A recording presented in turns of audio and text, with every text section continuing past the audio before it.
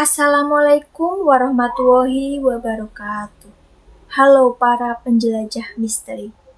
Selamat datang di Galeri Misteri, tempat di mana kisah pesugihan, santet, tumbal, dan peristiwa lainnya yang akan kami sajikan di sini. Sebelum cerita dimulai, jangan lupa dukung channel ini dengan cara menekan tombol like, subscribe, dan aktifkan lonceng notifikasinya agar kalian tidak ketinggalan kisah-kisah misteri terbaru dari kami. Mari kita mulai ceritanya. Tidak ada angin, tapi daun-daun di pinggir jalan itu bergerak pelan, seolah ada yang baru saja lewat. Tikungan di ujung desa selalu terasa salah. Bukan karena gelapnya, lampu jalan masih berdiri, meski redup, melainkan karena sunyinya terlalu dalam. Bahkan suara jangkrik pun seperti enggan tinggal di sana. Warga menyebutnya Tikungan Suro, nama yang tidak pernah dijelaskan secara jelas.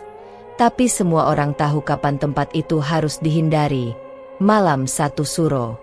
Siang hari, tempat itu tampak biasa saja. Sebuah warung sate kambing reot berdiri miring di tepi tikungan. Catnya mengelupas, papan kayu di depannya nyaris tak terbaca. Sate Pak Wiryo, begitu tulisannya, pudar dimakan waktu. Tidak ada bekas aktivitas, tidak ada arang, tidak ada bau masakan, bahkan tidak ada jejak kaki di tanah sekitarnya. Seolah warung itu tidak pernah benar-benar buka. Arga berdiri beberapa meter dari sana, menatap bangunan itu tanpa berkedip.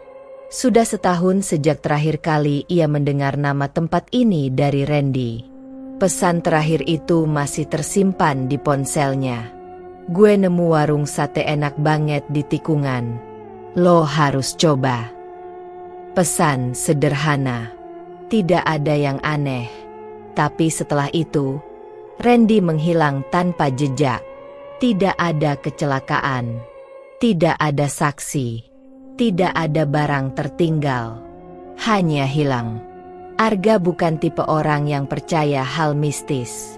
Ia lebih percaya pada fakta, pada sesuatu yang bisa dijelaskan.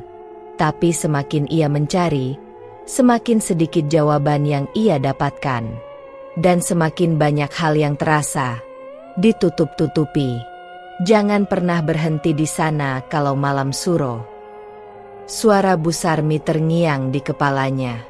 Penjual sayur itu mengatakannya dengan nada pelan, hampir seperti berbisik, saat Arga menyinggung soal tikungan itu. "Kenapa, Bu?" tanya Arga waktu itu. Bu Sarmi tidak menjawab. Ia hanya menggeleng, lalu sibuk menata dagangannya, seolah pertanyaan itu tidak pernah ada. Hal yang sama terjadi saat Arga mencoba bertanya pada Pak Lurah Darno. Pria tua itu langsung mengalihkan pembicaraan. Wajahnya berubah tegang hanya karena mendengar nama Pak Wiryo. Pak Wiryo. Nama itu terus muncul di setiap potongan cerita yang Arga kumpulkan. Dulu, katanya, ia hanyalah pedagang kecil yang hidup pas-pasan. Lalu, dalam waktu singkat, ia menjadi kaya. Warungnya ramai, uangnya banyak, terlalu cepat. Dan seperti datangnya, semuanya juga hilang begitu saja. Pak Wiryo lenyap. Warungnya mati. Tapi tidak sepenuhnya. Langit mulai gelap ketika Arga melangkah lebih dekat ke tikungan itu. Malam Suro akhirnya tiba. Ia tahu ini keputusan yang berisiko, tapi rasa penasaran jauh lebih besar daripada rasa takut. Baginya, ini bukan soal cerita horor. Ini soal Randy. Udara tiba-tiba berubah dingin. Bukan dingin biasa, tapi dingin yang merayap pelan ke kulit, membuat bulu kuduk berdiri tanpa alasan jelas. Arga berhenti melangkah. Ada yang berubah. Suara malam menghilang. Tidak ada jangkrik, tidak ada angin. Bahkan suara napasnya sendiri terdengar terlalu keras di telinganya. Lalu, ia mencium sesuatu. Aroma sate, tipis, tapi jelas. Harum daging yang terbakar, bercampur bumbu yang menggoda. Aroma yang seharusnya tidak mungkin ada di warung kosong itu. Arga menoleh ke arah bangunan reot di depannya. Tadi tidak ada apa-apa. Sekarang, dari dalam warung, samar-samar terlihat cahaya. Kuning redup. Seperti lampu minyak yang baru saja dinyalakan. Asap tipis itu bergerak melawan arah angin. Padahal tidak ada angin.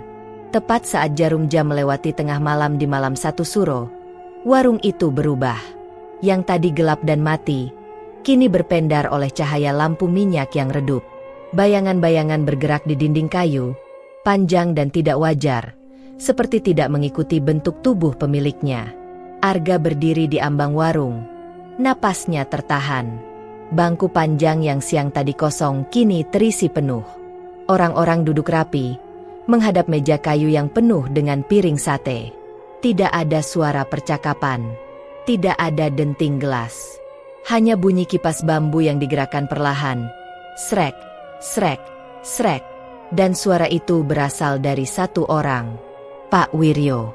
Ia berdiri di balik gerobak, membolak-balik sate di atas bara yang menyala stabil, seolah tidak pernah padam. Wajahnya datar, senyumnya tipis dan tidak berubah. Mata itu tajam, terlalu tajam untuk sekadar melihat pelanggan. Seolah ia tahu Arga sudah berdiri di sana sejak tadi. Duduk, ucapnya pelan, tanpa menoleh. Arga ragu sejenak, tapi ia melangkah masuk. Kakinya terasa berat, bukan karena takut, tapi karena ada sesuatu di udara yang menekan, seperti masuk ke ruangan yang terlalu penuh, tapi bukan oleh manusia. Ia duduk di bangku kosong. Di kiri dan kanannya, orang-orang tetap makan tanpa menoleh. Gerakan mereka lambat, terlalu lambat.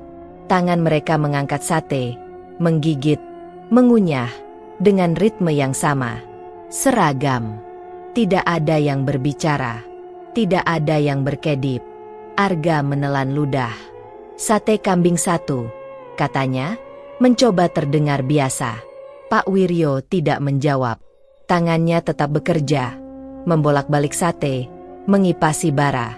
Namun beberapa detik kemudian, tanpa Arga sadari kapan tepatnya, sepiring sate sudah ada di depannya. Asapnya mengepul pelan. Aromanya luar biasa. Lebih kaya dari sate manapun yang pernah ia makan. Dagingnya tampak empuk, bumbunya meresap sempurna, dan ada sesuatu dalam bau itu yang membuat perutnya langsung bereaksi. Lapar, meski ia yakin belum lama makan. Arga menatap piring itu. Lalu matanya bergeser ke depan. Dan disitulah ia melihatnya. Seorang pria duduk tepat berhadapan dengannya.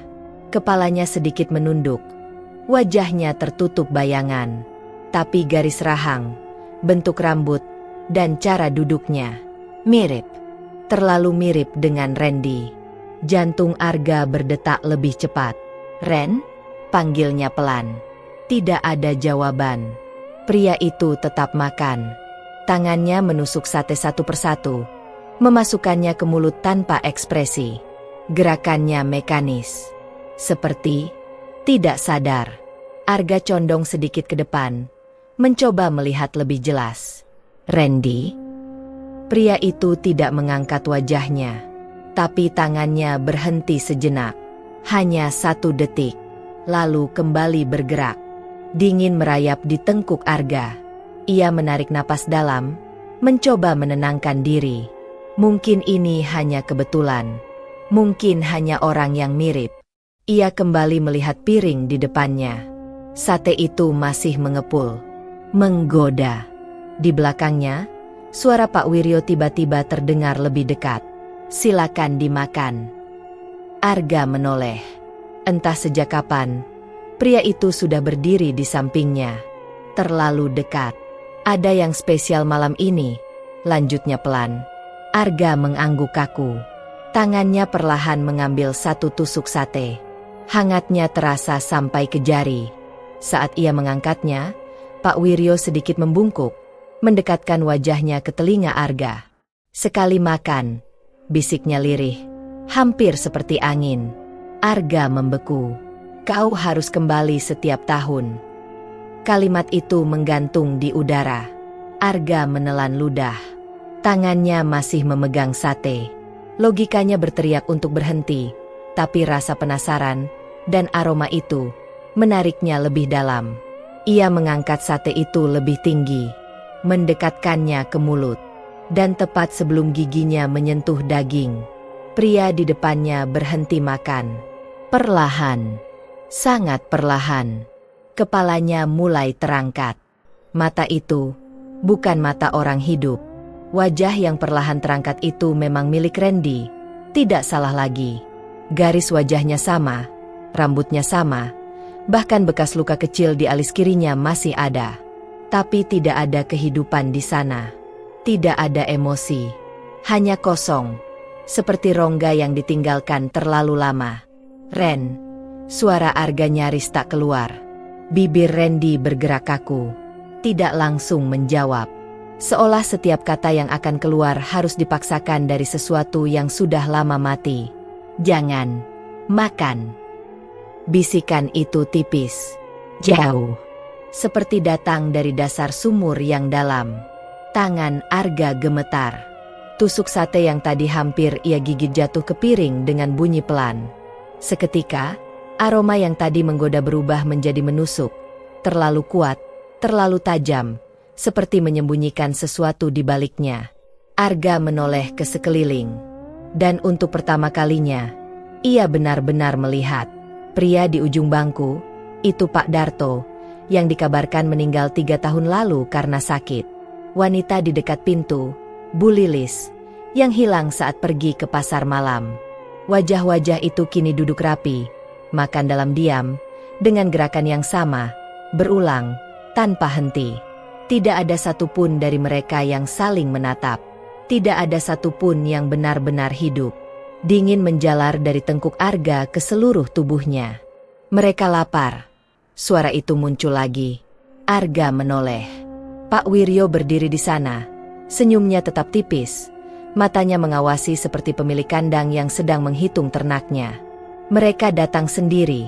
Lanjutnya ringan. Tertarik. Penasaran. Sama seperti kamu. Arga mundur 1 langkah. Bangku di belakangnya berderit pelan. Tapi sekarang, Pak Wiryo mengangkat bahu sedikit. Mereka sudah jadi bagian dari sini. Randy menunduk sebentar, lalu kembali menatap Arga. Kali ini lebih fokus. Lebih sadar.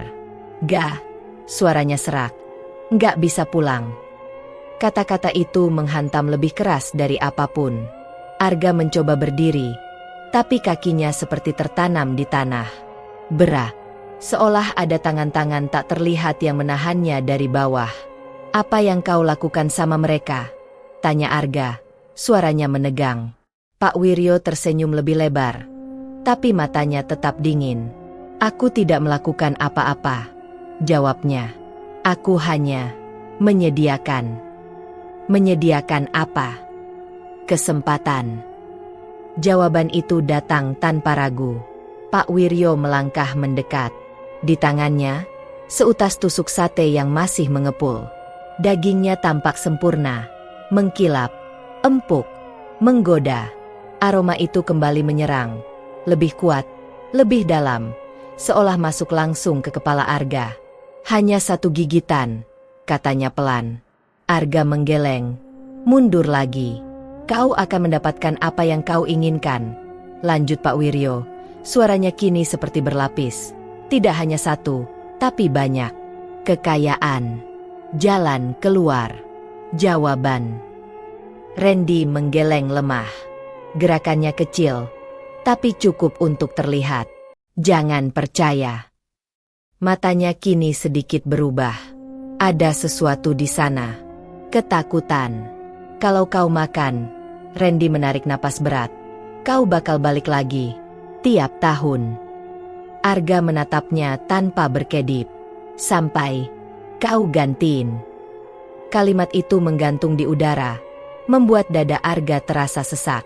Di sekelilingnya, para pelanggan mulai berhenti makan. Satu persatu, perlahan, gerakan mereka serempak. Kepala mereka mulai menoleh, bukan ke arah Pak Wiryo, tapi ke arah Arga. Puluhan pasang mata kosong kini mengarah padanya. Tidak ada suara, tidak ada langkah, tapi tekanan itu terasa nyata. Seperti mereka semua menunggu sesuatu dari dirinya. Pak Wiryo masih berdiri di depan Arga, menyodorkan tusuk sate itu. Jaraknya kini hanya beberapa inci dari wajahnya. Asal kau mau, bisiknya. Di luar warung, suara angin tiba-tiba mengamuk, menghantam dinding kayu hingga bergetar. Tapi anehnya, di dalam tetap sunyi. Tidak ada satupun yang bergerak. Tidak ada satupun yang bernapas. Kecuali Arga. Keringat dingin mengalir di pelipisnya. Logikanya runtuh satu persatu. Semua yang ia yakini tidak lagi cukup untuk menjelaskan apa yang ada di depannya. Ini bukan sekadar cerita desa. Ini bukan sekadar pesugihan biasa. Ini adalah jebakan. Dan sekarang, ia sudah berdiri di tengahnya. Tusuk sate itu masih di depan wajahnya. Menunggu. Dan untuk pertama kalinya dalam hidupnya, Arga benar-benar tidak tahu harus percaya pada apa. Bau daging terbakar itu tiba-tiba berubah. Amis. Bukan bau sate lagi. Arga menahan napas. Tusuk sate di depan wajahnya masih mengepul. Tapi kini aromanya terasa menusuk. Seperti menyimpan sesuatu yang busuk di balik lapisan bumbu. Pak Wiryo tidak menarik tangannya. Ia justru semakin mendekat. Matanya menatap lurus ke Arga tanpa berkedip. Dulu, ucapnya pelan. Suaranya tenang seperti sedang bercerita biasa. Aku juga berdiri di tempatmu. Tidak ada satupun pelanggan yang bergerak. Semua mata kosong itu masih tertuju pada Arga. Aku miskin, lanjut Pak Wiryo. Hidupku habis untuk bertahan. Sampai akhirnya, aku diberi pilihan. Lampu minyak di atas kepala bergoyang pelan, membuat bayangan Pak Wiryo memanjang di dinding. Bayangan itu tidak mengikuti gerak tubuhnya dengan tepat, terlambat sepersekian detik. Sederhana, katanya lagi. Aku hanya diminta menyediakan hidangan. Setiap malam satu suro. Arga tidak menjawab. Ia hanya menatap tusuk sate itu, lalu perlahan mengalihkan pandangan ke piring-piring di meja lain. Potongan daging itu sekarang terlihat berbeda. Terlalu pucat. Terlalu tidak wajar. Bukan kambing, kata Pak Wiryo, seolah membaca pikirannya. Senyumnya melebar. Yang mereka makan adalah bagian dari diri mereka sendiri. Kalimat itu membuat dada Arga terasa kosong. Ia menoleh cepat ke arah Randy. Tangan sahabatnya itu menggenggam meja, tapi kini terlihat jelas. Kulitnya menempel tipis di tulang, seperti kehilangan isi. Setiap gerakan terasa berat, seolah tubuhnya perlahan habis dari dalam. Arga mundur setengah langkah. Apa maksudnya? Suaranya serak. Pak Wiryo menarik napas panjang, seolah menikmati momen itu. Setiap gigitan, katanya, mengambil sedikit dari mereka. Sedikit demi sedikit. Daging, rasa, ingatan, semuanya. Ia mengangkat bahu ringan, tapi mereka tidak sadar. Karena yang mereka rasa hanya kenikmatan. Arga menatap pelanggan lain. Kini ia melihat lebih jelas. Pipi yang cekung, mata yang semakin dalam, gerakan yang semakin lambat. Mereka tidak hanya diam. Mereka sedang habis. Setiap tahun mereka kembali, lanjut Pak Wiryo, tanpa bisa menolak. Sampai tidak ada yang tersisa. Sun. Lalu ia menambahkan, hampir berbisik, atau sampai ada yang menggantikan. Kata itu menggantung. Menggantikan. Arga langsung mengerti. Tatapannya beralih ke sekeliling, dan saat itulah semua pelanggan bergerak. Serempak. Kepala mereka menoleh ke arahnya dalam satu waktu. Tidak cepat, tidak lambat. Gerakan yang sama persis, seperti dikendalikan oleh satu kehendak. Mata kosong itu kini tidak hanya hampa. Ada sesuatu yang lain. Harap. Tekanan itu langsung terasa di dada Arga. Seolah ruangan menyempit, udara menipis, dan semua yang ada di sana menunggunya mengambil satu keputusan. Randy mencengkeram meja lebih kuat. Suaranya keluar dengan susah payah. "Pergi." Arga menatapnya. "Sebelum kau jadi seperti kami." Setiap kata terdengar seperti ditarik dari dalam luka. Pak Wiryo terkekeh pelan. Tidak ada yang benar-benar pergi dari sini. Lampu minyak tiba-tiba bergoyang lebih keras. Cahaya kuningnya berkedip, membuat bayangan di dinding bergerak liar. Ada bayangan yang bukan milik siapa-siapa. Panjang, melengkung, dan seolah merayap mendekat. Angin di luar terdengar semakin kencang, menghantam dinding kayu. Tapi anehnya, tidak satupun benda di dalam warung yang benar-benar bergeser. Seolah dunia luar tidak punya kuasa di tempat itu. Arga mencoba melangkah mundur lagi. Kakinya masih berat, tapi kali ini sedikit bisa digerakkan. Ia menatap tusuk sate di tangan Pak Wiryo. Asapnya masih naik perlahan, berputar di udara, membentuk pola yang hampir seperti wajah.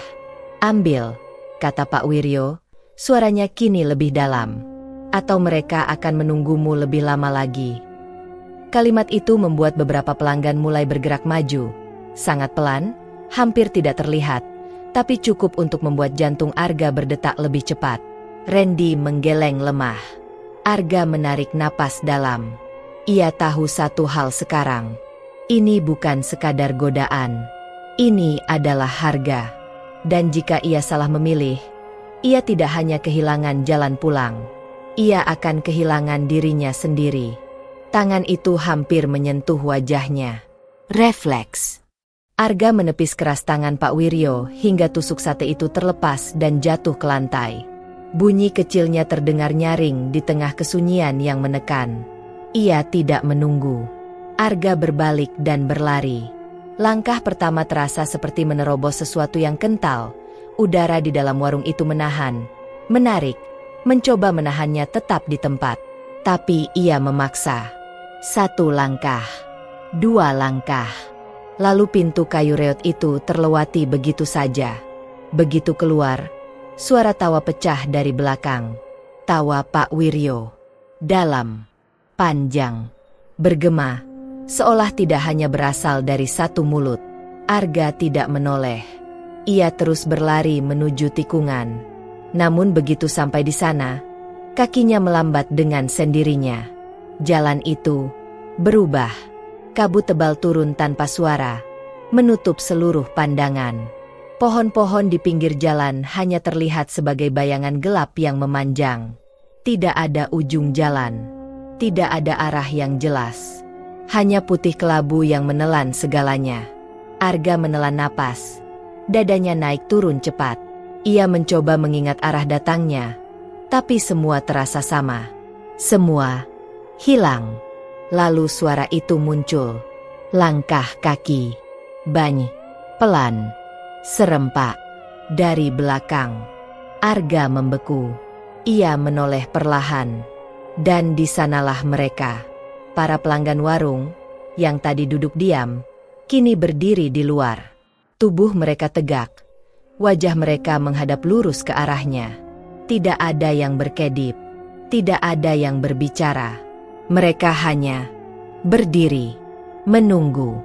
Di antara mereka, Randy berdiri paling depan. Namun kali ini berbeda. Matanya tidak kosong lagi. Ada sesuatu di sana. Rasa takut, rasa sakit, dan keputusasaan yang dalam. "Gak!" Suaranya pecah. Lebih hidup dari sebelumnya. "Lari terus!" Teriakan itu seperti memecah sesuatu. Tubuh Arga kembali bergerak. Ia berbalik dan berlari menembus kabut tanpa arah. Kakinya menghantam tanah berkali-kali. Napasnya terengah. Jantungnya seperti akan pecah. Di belakangnya, langkah-langkah itu ikut bergerak. Tidak cepat, tapi tidak pernah tertinggal. Seolah jaraknya tidak pernah berubah. Kabut semakin tebal. Dingin menusuk tulang. Pandangan Arga mulai berkunang-kunang. Ia tersandung, hampir jatuh, bangkit lagi, lari lagi. Suara Randy masih terngiang di kepalanya. Lari terus. Tapi tubuhnya mulai menyerah. Kakinya berat, napasnya terbakar. Dunia di sekelilingnya mulai berputar. Langkahnya melambat. Lalu, gelap. Suara burung, cahaya hangat, tanah yang kering. Arga membuka mata perlahan. Ia terbaring di pinggir jalan tikungan. Matahari pagi sudah tinggi, menyinari jalan desa yang kembali normal. Tidak ada kabut, tidak ada suara langkah. Hanya angin ringan dan suara kehidupan yang biasa. Arga duduk perlahan, napasnya masih berat. Matanya langsung mencari. Warung itu masih ada, berdiri di tempat yang sama. Reot, kosong, sepi, tidak ada lampu, tidak ada asap. Seolah semua yang terjadi semalam tidak pernah ada. Arga menatapnya lama, terlalu lama. Sampai akhirnya ia sadar sesuatu. Tangannya terasa menggenggam sesuatu. Perlahan, ia menunduk. Di sana, di telapak tangannya yang gemetar, sebuah tusuk sate. Dagingnya masih utuh, masih hangat. Arga membeku. Ia menjatuhkannya begitu saja ke tanah. Langsung berdiri dan berjalan menjauh tanpa menoleh lagi. Hari-hari berlalu. Desa kembali seperti biasa. Tidak ada yang membicarakan tikungan itu. Tidak ada yang bertanya tentang Randy.